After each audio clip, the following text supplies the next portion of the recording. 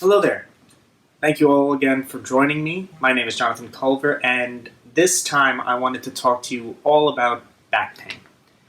I have focused on corrective fitness as a personal trainer, and I wanted to give any of you suffering from back pain a few ways to help alleviate the stress in that area. This all comes under the heading, though, of if you are suffering from an actual medical ailment, or if you think you are, please go see a doctor first. Please don't attempt anything that I'm about to show you unless you've consulted a doctor first. As today's focus is back pain, I wanted to talk to you all about something that I found to be very common working as a personal trainer, and that is back pain due to underactivity or just lack of strength in your lower back and the surrounding areas. Now, those surrounding areas are a little bit broader than you might expect. Those surrounding areas being your core, your upper back, your chest, even your glutes and your hips. I have worked with multiple clients, some older, some younger. And where you have to be more gentle with your older clients, both can suffer from the same type of issues. For example, I worked with this 19-year-old man a few months ago. And he really wanted to do heavy lifting and thought he was capable of it. But when I put him through a few tests, it was clear that he was not lifting properly and that his body positioning was completely out of alignment. This was going to cause him a lot of pain if we didn't correct it and if he continued trying to lift heavy. Because when you put that much weight on a non-stable frame, your risk for injury skyrockets. And when I actually started correcting his body positioning, it was clear that he couldn't lift as much, but he was lifting a lot stronger and a lot more stable, and he felt the difference. That's what we're aiming for in today's video. Clearly, this young man was not an isolated incident, and the reasons for his pain and his lack of positioning comes from something that we all do, myself included. It's all the time that we spend sitting, whether it be at work or when we come home and we just want to relax. We have a tendency to curve and collapse our chests and round our upper back. This puts a lot of stress on your lumbar and thoracic regions. So if you are the kind of person that tends to suffer from that positioning, this sunken in positioning, we might have to release your upper body and your chest and your upper back before we can begin to strengthen your core and lower back. What I'm going to take you through right now is a light warm-up designed to turn off those overactive muscles and prepare the underactive ones to get ready to really work. What's important here is to have any sort of hard ball. What I'm doing is I'm putting it right in between my chest muscle and my shoulder, because that's where I tend to be tightest, but you can use this all over your chest. If you can't do it on the floor because that is really intense, do it against a wall and just lean into it. What you want to do is wherever you feel that tenderness, really go after it and really put all of your body weight into it. That's why I'm giving it a significant amount of time here. I was a little tight.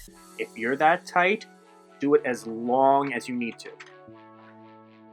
I'm doing the same thing here, just in a different area. You need a hard ball. Typically, a lacrosse ball is best if you don't want to go and get a massage ball. What I'm showing here is right in between my chest muscle and my lat. It's really right in the middle under your arm. Not all the way up into your armpit. Go down about 2 or 3 inches. The muscle is the serratus.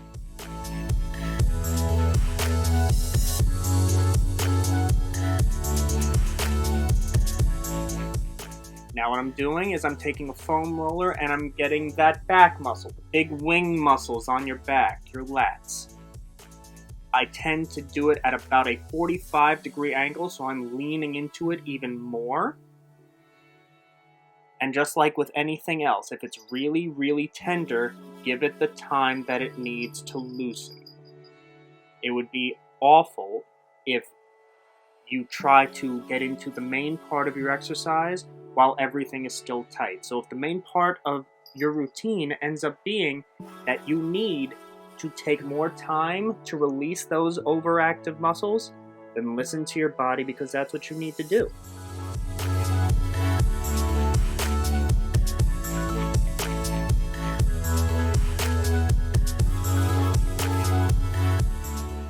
Now I'm just transitioning it so that I can cover the entirety of my upper back. You don't ever want to come down and foam roll your lower back. You can go about 2/3 of the way down your back, but that area right above your glutes, right above your butt, you want to avoid, because typically most people do not have that much musculature down there. Now, you see me change. That's important. I'm not actually going all the way down my back, even though it looks that way. I just wanted to reposition myself because I felt I was foam rolling myself off of the foam roller.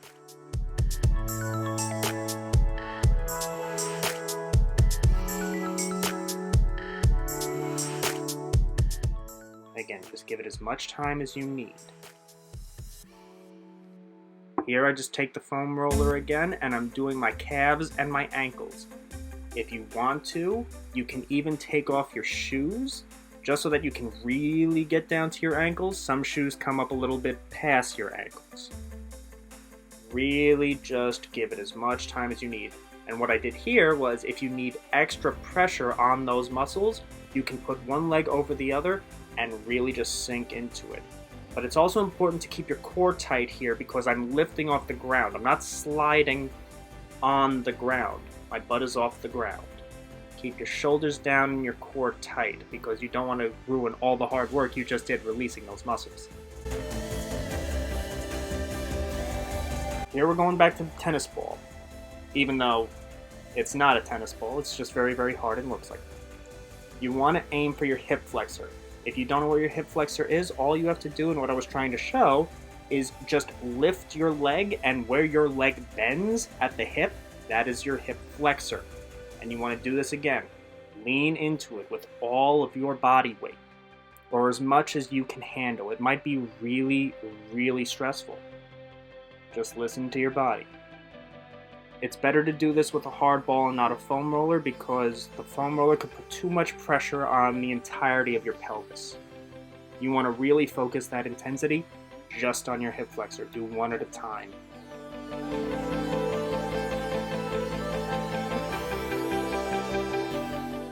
But you have the choice, and here you have the choice of either the ball or the foam roller as we do our glutes.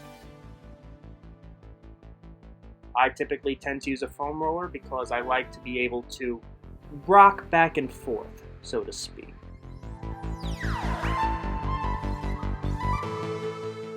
As you'll see me do, my knees will go and drop from side to side, just so that I can get the outer part of the glutes as well.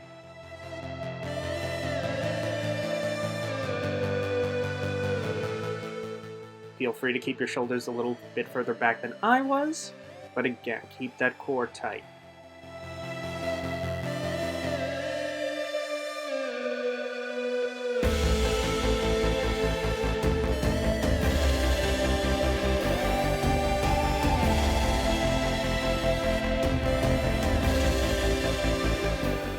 Here you have the exercise of good morning. This is more the activation part of the routine.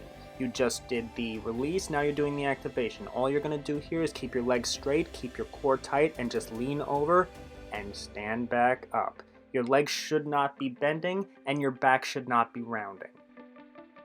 Squeeze your glutes at the top.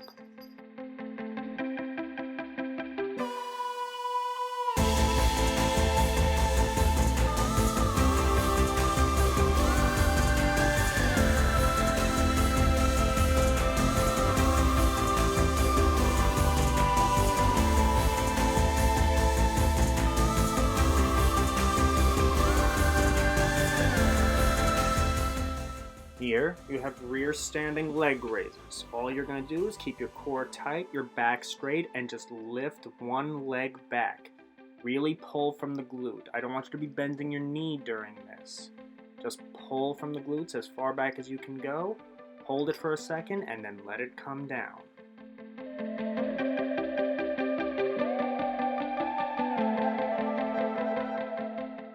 Now I just am activating my calves, just your standard calf raise. Stand up, hold for a second, and then lower yourself back down. Try not to aim for the outside of your foot. Really try to put your weight on your big toe here. And be careful not to roll your ankles.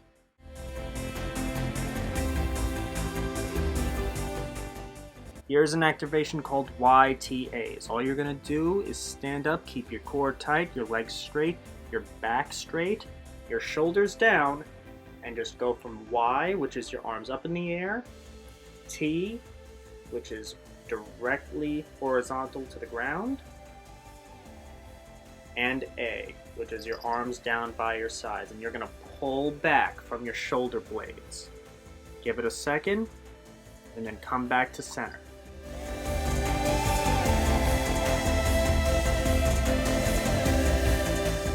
Really keep those shoulders down. These are called open books. It's similar to the T part of YTA, except you're doing one arm at a time and you're twisting with it. Really pull back from that shoulder blade. Keep your arms straight up and down as much as you can, and only twist when your arm can't go any further back.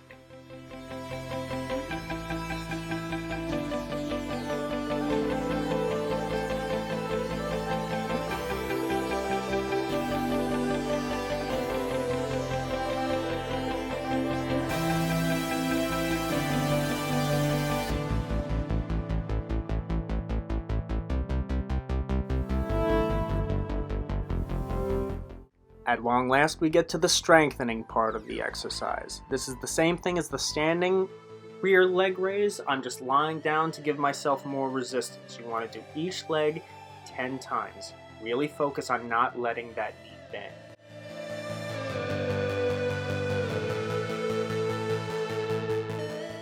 And also try not to twist into it. You really want to keep all of your weight on the ground except for the leg that's moving.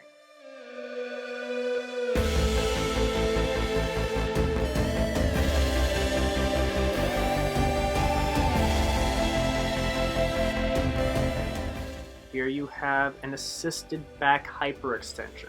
Some people are not going to have the strength yet to do a full hyperextension, so for this, just keep your arms on the ground, and your objective here is to get your chest off the ground. Just ever so slightly. You don't want to go fully because you put your back at risk for injury if you really try to pull yourself off the ground. Be gentle with yourself. This is the full back hyperextension. As you can tell, I'm barely lifting my chest off the ground because I don't want to put my back at risk for injury. If you really try to pull, it's gonna hurt and you're gonna feel it the next day. And it might put you out of commission for a while.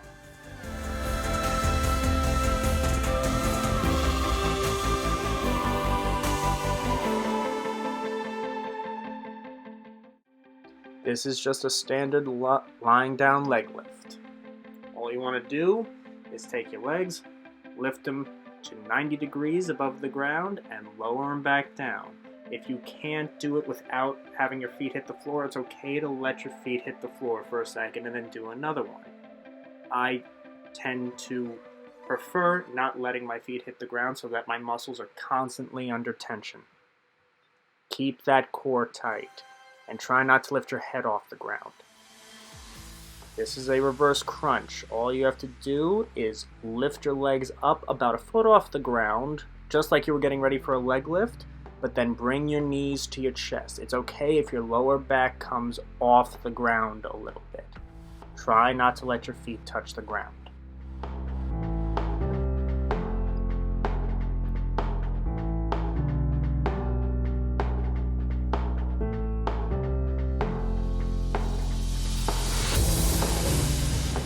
This is a modified V-hold. Just keep your arms directly in front of you. Keep your back tight, your core tight, and you're balancing on your pelvis. Lift your feet off the ground about a foot and keep them together. You want to hold this for about 15 to 20 seconds if you can.